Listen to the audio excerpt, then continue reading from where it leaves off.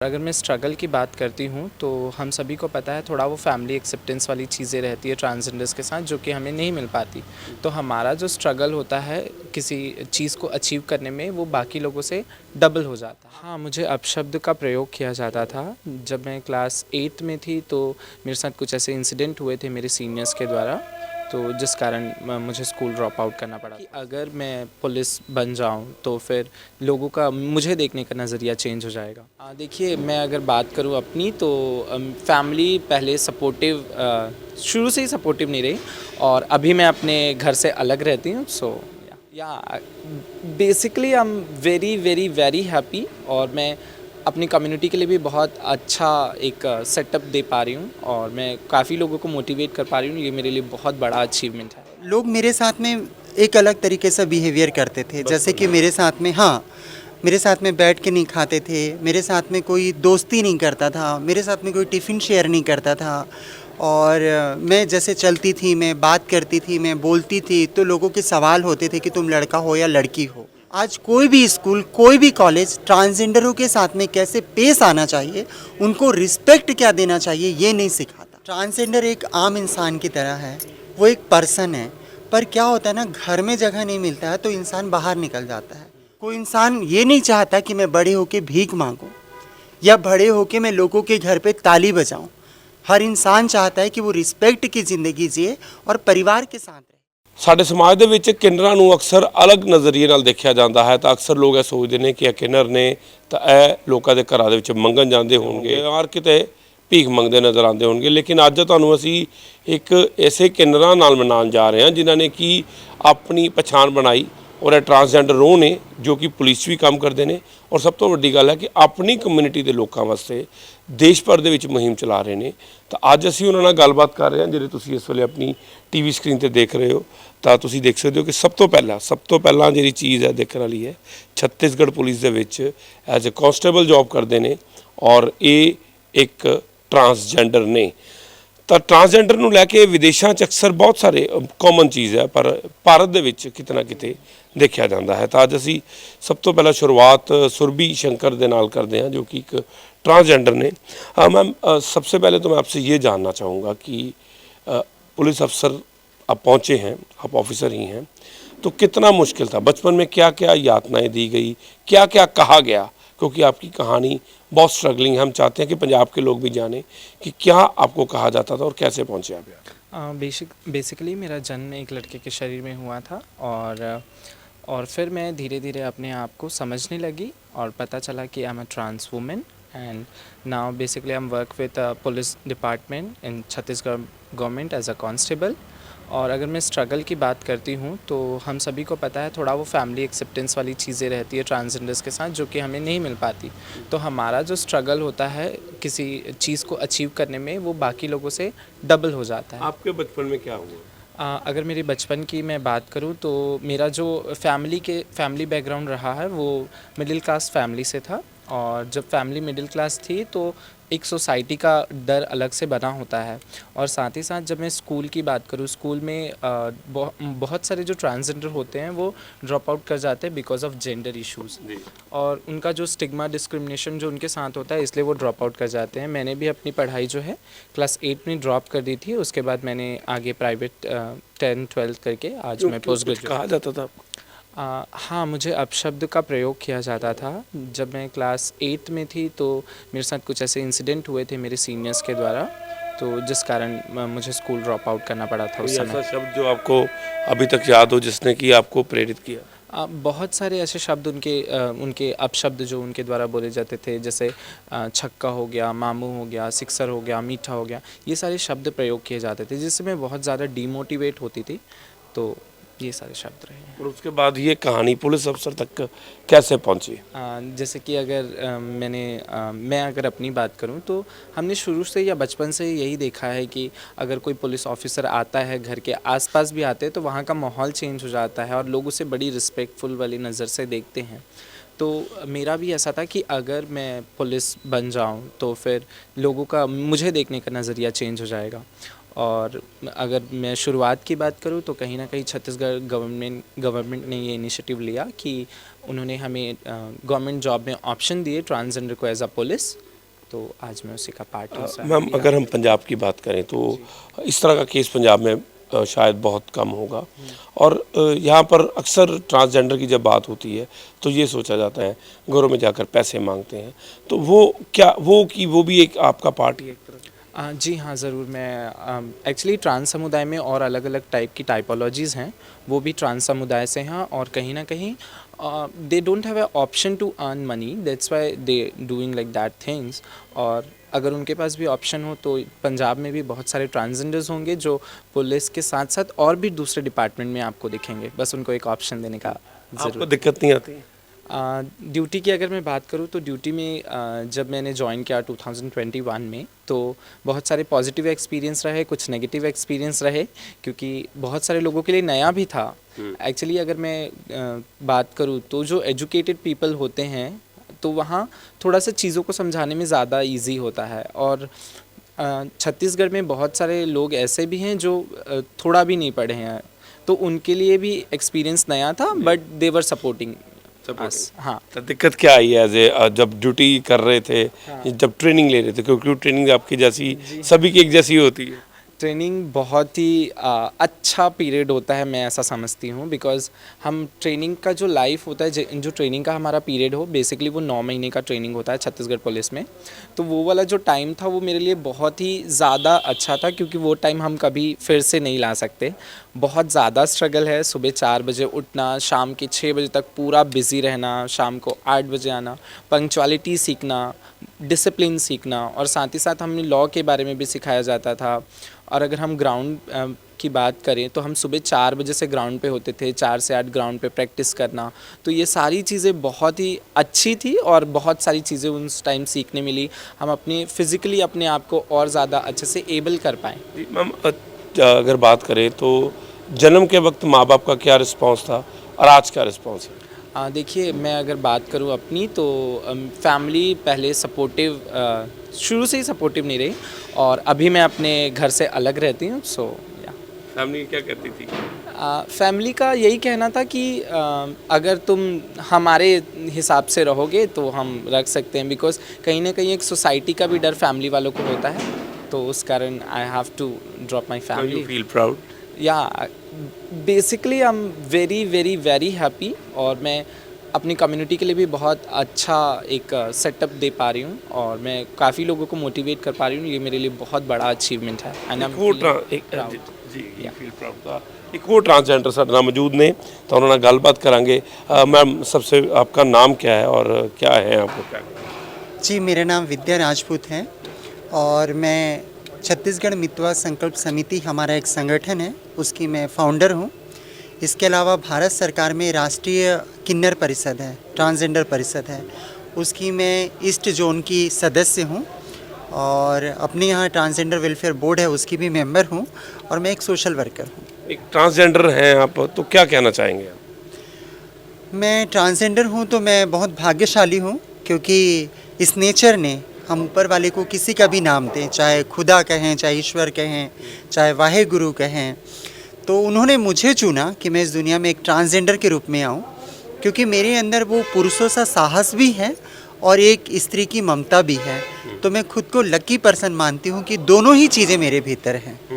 पर एक बात है कि अगर हम फिर वही सवाल आपसे भी रिपीट करना, आपकी ज़िंदगी में क्या ऐसा था कि जैसे आपको लगा कि आपके साथ कुछ गलत हुआ है, और समाज ने, क्योंकि आपने तो क्योंकि परमात्मा की, हर व्यक्ति चाहे स्त्री है या पुरुष है या ट्रांसजेंडर है, वो परमात्मा की रज़ा से आया, तो आपको किस तरह से बुरा लगा और आप आज लोगों के लिए एक आइकॉनिक पर्सनालिटी बने? देखिए, जब मुझे लोग मेरे साथ में एक अलग तरीके से बिहेवियर करते थे, जैसे कि मेरे साथ में, हाँ, मेरे साथ में बैठ के नहीं खाते थे, मेरे साथ में कोई दोस्ती नहीं करता था, मेरे साथ में कोई टिफ़िन शेयर नहीं करता था, और मैं जैसे चलती थी, मैं बात करती थी, मैं बोलती थी, तो लोगों के सवाल होते थे कि तुम लड़का हो या लड़की हो, और उनका एक मेरे लिए स्टिग्मा था कि तुम कलंक हो, तुम अभिश्राप हो, तुम नपुंसक हो, नामर्द हो, छक्का हो, फला फला हो, और भी ऐसे शब्द जो मैं इस मीडिया के माध्यम से बोल भी नहीं सकती। फिर वो जो ओरल एब्यूज़ है, वो सेक्सुअल एब्यूज़ तक पहुंचा, रूम में बंद कर देना, कपड़े फाड़ देना, बाथरूम में बंद कर देना। उसके बाद मैं कहीं भी दिखूं तो लोग मुझे अपशब्द कहते थे, उसके बाद फिर मैं लड़की बन के जब डांस करती थी तो फिर वो अलग तरीके का मेरे साथ में फिर जो बुलिंग है वो स्टार्ट हो गया। तो मैं सुसाइड के बारे में सोचती थी, डिप्रेशन में चली गई, अकेलेपन में चली गई। तो ये चीज़ें मेरी ज़िंदगी का बचपन, टीनेजर, यंग एज गुजरा। तो फिर उसके बाद क्या क्या ऐसा ज़िंदगी में हुआ क्या आज आप अपनी कम्युनिटी के लिए भी काम कर रही हैं? एक चीज़ ये था कि मैं जब रायपुर आई, चूँकि मैं एक छोटे से टाउन से हूँ, मतलब बस्तर से हूँ, फरस गांव से हूँ। जब मैं सिटी आई तो मैं जॉब करने लगी। तब मेरा ट्रांसफॉर्मेशन नहीं हुआ था, तब मैं विकास के रूप में थी और मैं विद्या के रूप में ज़िंदगी जीना चाहती थी। तब विद्या का जन्म नहीं हुआ था। उस समय मैं अपने पैरों में खड़ी हुई और एक एनजीओ ज्वाइन की। वो एनजीओ ज्वाइन करने के बाद में मेरे पास में थोड़ा आर्थिक सशक्तिकरण हुआ और उसके बाद में मैं अपने कम्युनिटी से मिली। तब मेरे अंदर में आया कि मैं अपने समाज के लिए कुछ बेहतर कर सकती हूँ। आज समाज में क्या कमियां हैं, क्या क्यों समाज ये पिछड़ रहा है? मुझे लगता है कि मुख्य धारा को ट्रांसजेंडर पढ़ना चाहिए कि ट्रांसजेंडर क्या होता है, सेक्स क्या होता है, सेक्सुअलिटी क्या होती है, जेंडर आइडेंटिटी क्या होता है। तभी समाज हमें एक्सेप्ट करेगा। आज कोई भी स्कूल, कोई भी कॉलेज ट्रांसजेंडरों के साथ में कैसे पेश आना चाहिए, उनको रिस्पेक्ट क्या देना चाहिए, ये नहीं सिखाता। पर एक तरफ अगर ट्रांसजेंडर की बात करें तो लोग कहते हैं कि इनको बुरा भला नहीं कहना चाहिए, इनको आए तो कुछ दान देना चाहिए। उसको आप कैसे देखते हैं? उसको मैं बहुत पॉजिटिव देखती हूँ, लेकिन मैं समझती हूँ कि आप मुझे भिखारी या फरिश्ता मत समझिए, आप मुझे इंसान समझिए। आपके घर में बेटा है, बेटी है, अगर तीसरा बच्चा अगर आपके यहाँ ट्रांसजेंडर होता है या होती है तो आप उसको भी पढ़ाई लिखाई दीजिए, उसको भी वैसा माहौल दीजिए ताकि उसका विकास हो सके। अक्सर मैम ट्रांसजेंडर्स देखते हैं हम लोग कि वो बस यहीं तक सीमित रहते हैं। हम बसेस में देखते हैं या ट्रेन में देखते हैं, तो यहाँ किसी शादी समारोह के बाद वो घरों में आते हैं।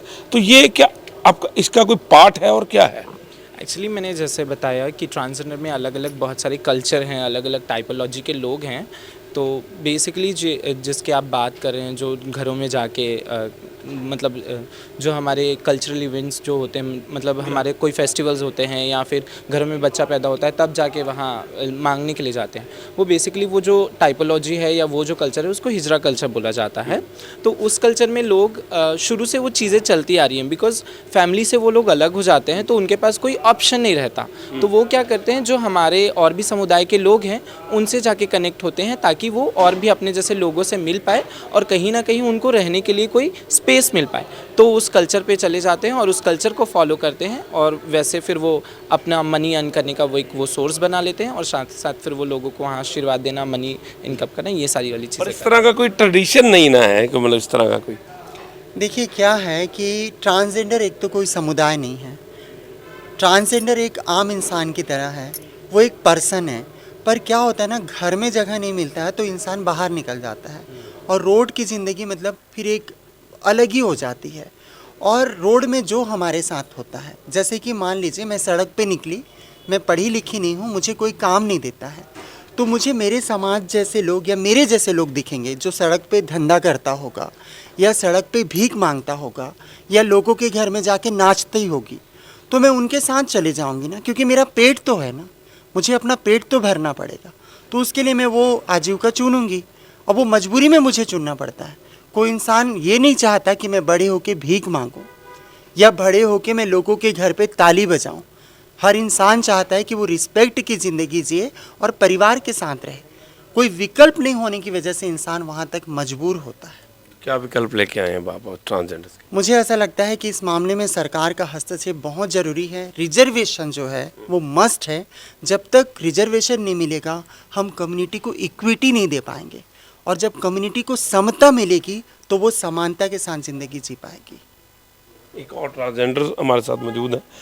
क्या कहना चाहेंगे, आपका नाम और क्या आप किस तरह से आप क्या कर रहे हैं आप?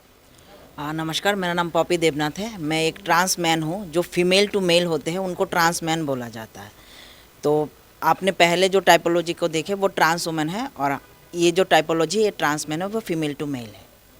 तो क्या कहेंगे आप लोगों को? देखिए कि बच्चा चाहे लड़की हो या लड़का हो या ट्रांसजेंडर हो, सबको एक बराबर प्यार मिलना चाहिए। अगर मैं अपने बच्चे को औलाद समझ के प्यार करूंगा तो मुझे ट्रांसजेंडर को एक्सेप्ट करने के लिए कोई प्रॉब्लम नहीं होगा। अगर मैं अपने बच्चे को लड़की या लड़का समझ के प्यार करूँगा तब मुझे अपने ट्रांस बच्चे को एक्सेप्ट करने के लिए दिक्कत आएगी।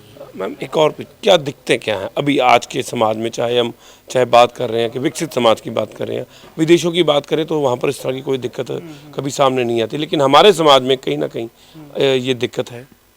मुझे ऐसा लगता है कि अगर कोई बच्चा बायोलॉजिकली मेल है या बायोलॉजिकली फीमेल है और उसके अपोजिट वो महसूस कर रहा है या कर रही है और वो अपने फीलिंग को शेयर कर रहा है, तो यहाँ पेरेंट्स को समझने की ज़रूरत है, टीचर्स को समझने की ज़रूरत है, क्योंकि जब तक परिवार नहीं समझेगा तो कोई दूसरा पर्सन नहीं समझेगा। सवाल है कि समाज में आज क्या दिक्कत आती है आपको कम्युनिटी?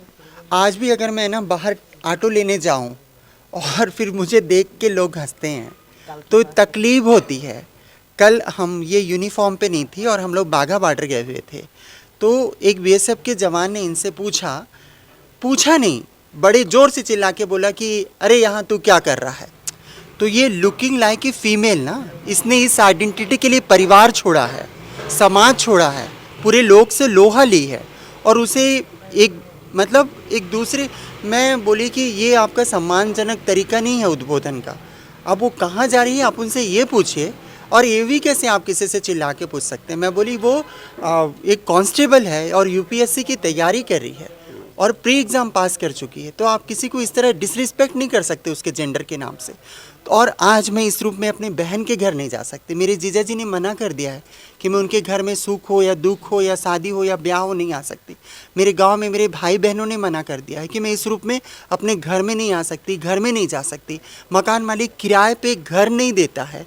अगर मैं कहीं जॉब मांगने जाऊँ किसी दुकान पे या मॉल पे, तो मुझे इस तरह देख के बोलेंगे मैडम यहाँ काम खाली नहीं है। पढ़ने ये मोटिवेट करता है, ये रिजेक्शन ही मोटिवेट का एक कारण है।